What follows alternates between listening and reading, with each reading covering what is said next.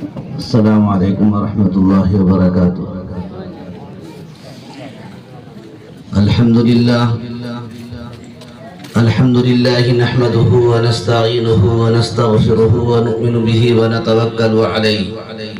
بھائی فضا جانے کی نہ بنائی جائے، انشاءاللہ بہت مختصر وقت میں پروگرام کو اختتام تک پہنچانے کی کوشش کی جائے گی۔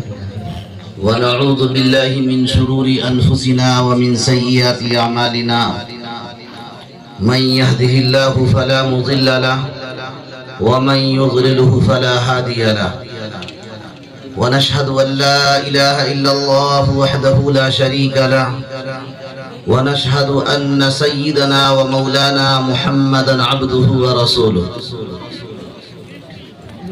صلى الله تعالى عليه وسلم۔ اما بعد، فقد قال الله تبارك وتعالى في القرآن المجيد: أعوذ بالله من الشيطان الرجيم، بسم الله الرحمن الرحيم،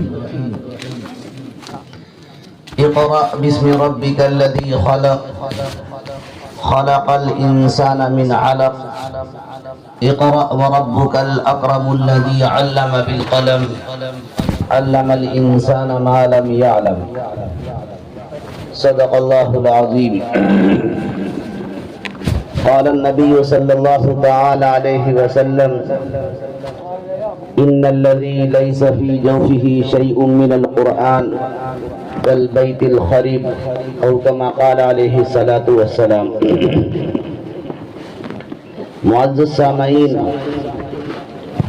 اسٹیج پر رونق افروز علماء کرام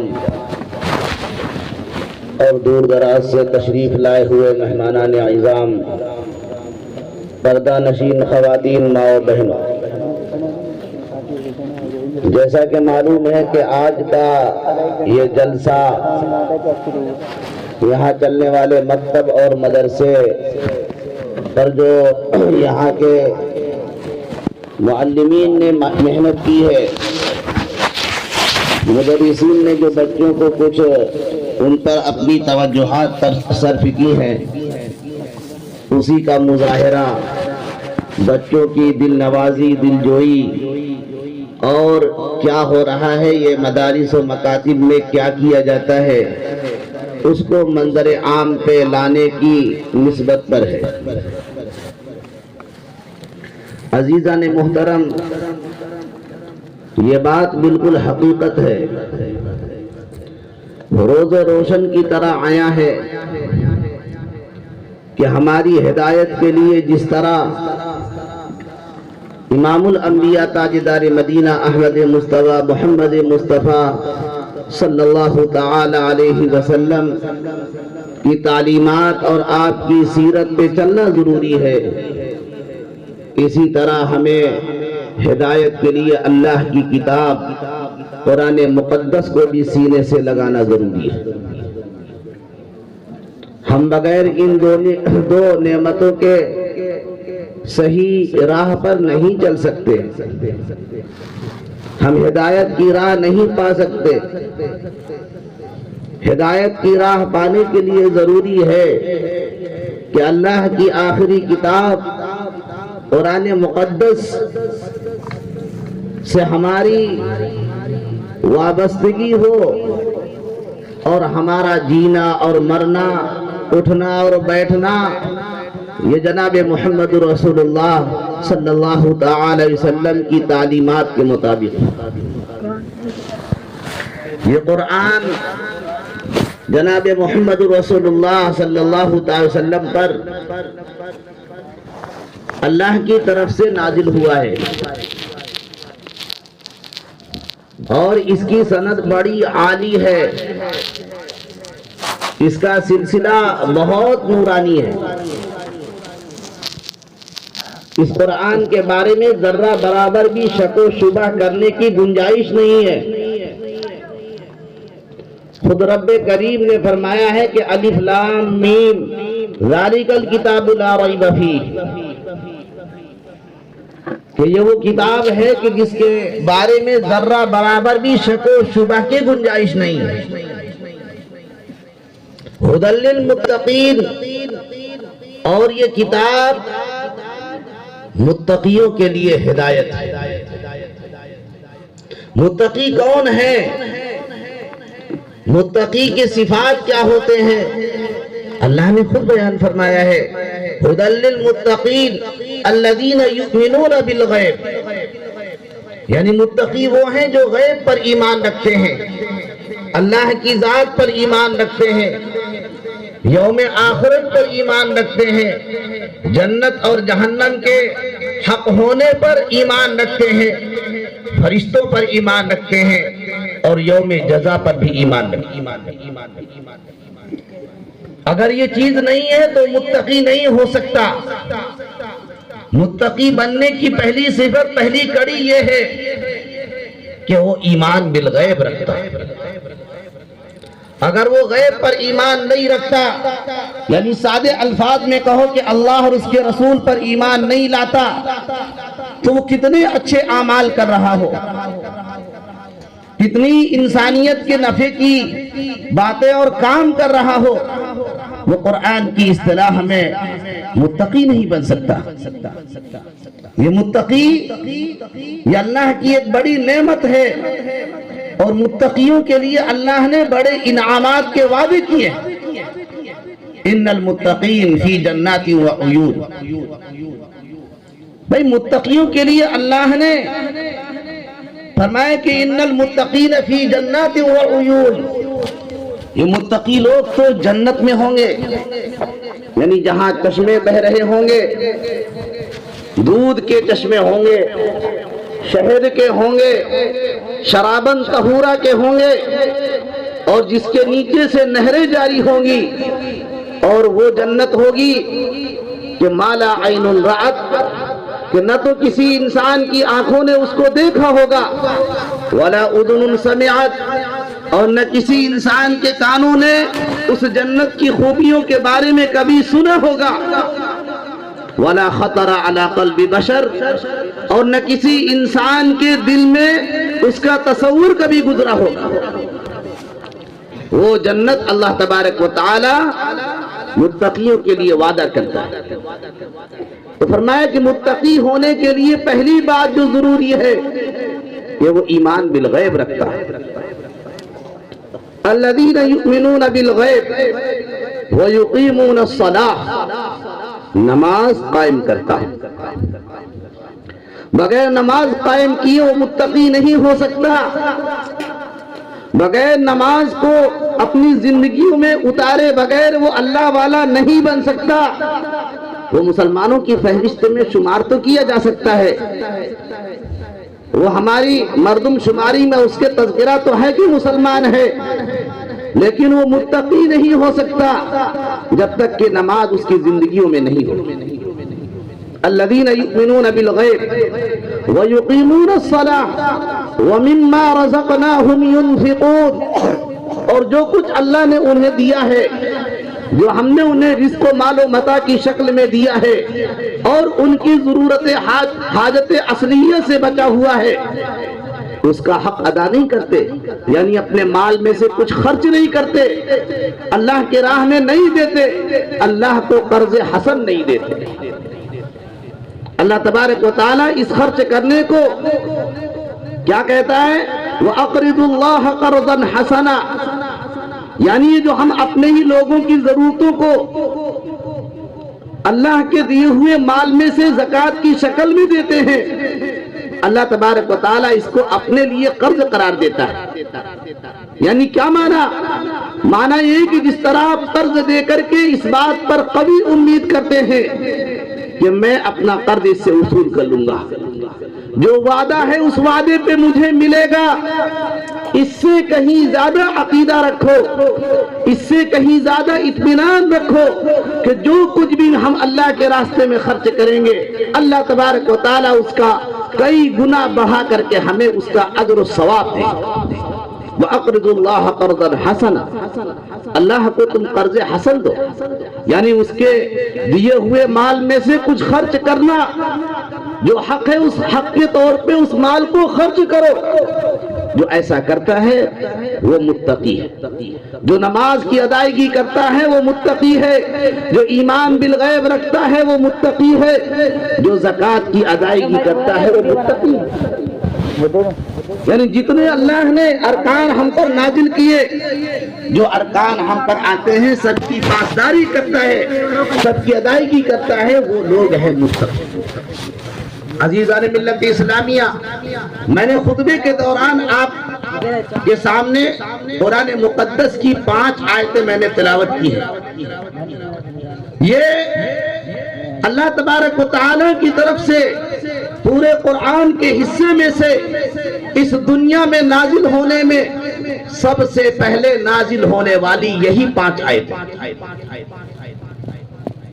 یعنی جب اللہ کے رسول صلی اللہ علیہ وسلم پر قرآن پاک کے اترنے کا اور نزول کا سلسلہ شروع ہوا تو جناب محمد رسول اللہ صلی اللہ علیہ وسلم پر سب سے پہلے قرآن پاک کی سورہ علق کی یہ ابتدائی 5 آیتیں نزول کے اعتبار سے سب سے اول ہے۔ اس کا پس منظر کیا ہے؟ اس کا واقعہ ہے، مفسرین بیان کرتے ہیں کہ اللہ کے رسول صلی اللہ تعالی علیہ وسلم کو مکے کا وہ ماحول راس نہیں آتا تھا، آپ کی طبیعت کے موافق نہیں تھا، کیونکہ ماحول کیا ہے؟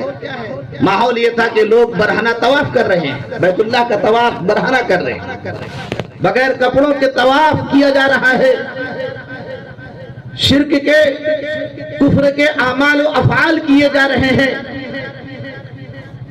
بیجا معمولی باتوں میں جنگیں چھیڑی جا رہی ہیں، پیالے پہ خون لا کر کے انگلیاں ڈال دی جاتی ہیں کہ اب تو ہمارے اور تمہارے درمیان خون کی ندیاں بہیں گی۔ ایسا ماحول تھا، یہ ماحول آپ کو راس نہیں آتا تھا، تو آپ نبوت یعنی ان آیتوں کے اترنے سے پہلے اپنے مکے کا جو گھر تھا اس گھر کو چھوڑ کر کے مکے ہی میں قریب اسی شہر میں ایک پہاڑی ہے جس کو غار حرا کہتے ہیں، اب وہ سب اندر ہے، وہ ایک گویا کے شہر سے باہر کی پہاڑی تھی، آپ وہاں اس غار پہ پہنچتے تھے اور اپنے گھر سے کچھ دوشا اور کچھ ناشتہ لے کے جاتے، کبھی 2 دن اور 2 رات گزارتے، کبھی 3 دن 3 رات گزارتے، یعنی خلوت نشینی آپ کو محبوب، اس ماحول سے بیزار ہو کر کے جہاں کفر شرک کا ایک ماحول بنا ہوا تھا اور جہاں برہنہ بیت اللہ کا طواف کیا جا رہا تھا، اس ماحول سے آپ بیزار تھے، یہ ماحول آپ کو راس نہیں آ رہا تھا، اس ماحول کو چھوڑ کر آپ کئی راتوں کے لیے اپنا توشہ لے کر کے اس غار حرا میں پہنچ جاتے اور وہاں کئی دن رہتے اور وہاں آپ عبادت کرتے، ریاضت کرتے تھے۔ ملت ابراہیمی کے اعتبار سے آپ عبادت و ریاضت یعنی اللہ کے لیے رضا کرنے کے جو بھی طریقے تھے اس طریقے سے آپ اللہ کو راضی کرنے کے لیے عبادتیں کرتے۔ یہ آپ کا ایک شیوہ ایک معمول بنا ہوا تھا کہ ایک دن کیا ہوتا ہے، یعنی جب آپ پر قرآن کے نازل ہونے کا وقت آتا ہے تو کس طرح آتا ہے، ذرا اس واقعے کو غور سے سنیے۔ فرمایا خود نبی کریم صلی اللہ علیہ وسلم نے ارشاد فرمایا کہ یکایک ایک شخص میرے پاس آتا ہے، میں اس کو نہیں جانتا، اس سے پہلے میں نے اسے دیکھا ہی نہیں، اور وہ آ کر کے مجھ سے کہتا ہے یا محمد اقرا، اے محمد تم پڑھو، تو آپ نے جواب دیا ما انا بقارئ، میں پڑھنا لکھنا نہیں جانتا۔ تو اس آنے والے نووارد شخص نے مجھے زور سے اپنے سینے سے لگایا، دبایا اور دبانے کے بعد چھوڑ دیا، پھر کہتا ہے اقرا یا محمد، اے محمد پڑھو۔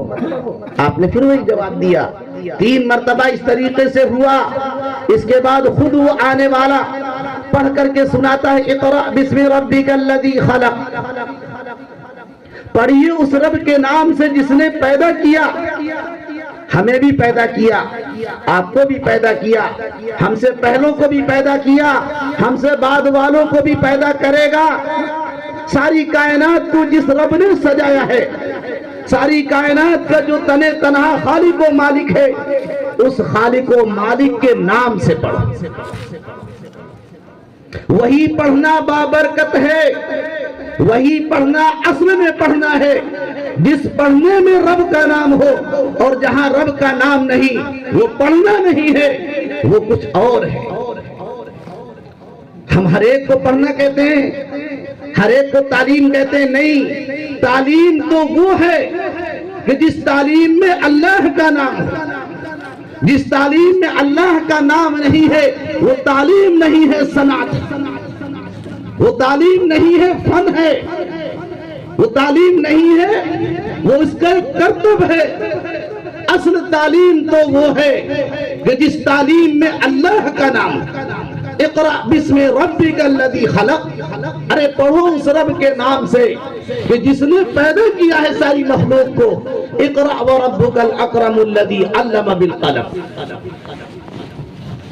کہ جس نے انسان کو پیدا کیا، خلق الانسان من علق، کہ جس نے انسان کے خون کے لوتھڑے سے پیدا کیا ہے، یعنی پہلے اس باری تعالیٰ کا کی ذات کو جانو اور سمجھو کہ وہ باری تعالیٰ کی ذات کیسی ہے اور وہ اللہ کی ذات کیا ہے۔